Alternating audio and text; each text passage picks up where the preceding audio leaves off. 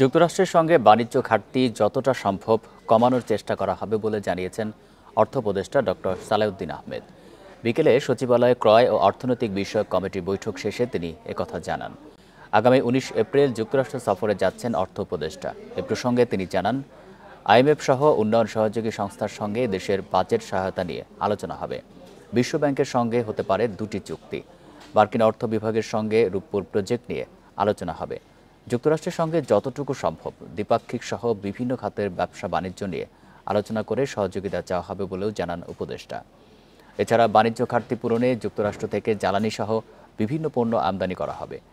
GSP সুবিধা নিয়ে আলোচনা হবে। এদিকে শ্রম আইনসহ যে বিষয়গুলো নিয়ে যুক্তরাষ্ট্রের পর্যবেক্ষণ আছে তা সরকার পূরণ করার চেষ্টা করছে বলেও জানান ডক্টর সালেউদ্দিন আহমেদ।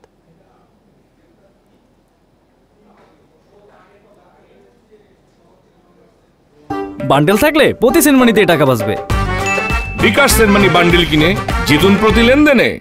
কতগুলো প্রজেক্ট ওরিয়েন্টেড আছে, ওয়ার্ল্ড ব্যাংক আছে, এডিবি আছে, আইএমএফ আছে, অপেক ফান্ড আছে, সেগুলো নিয়ে আলাপ করব।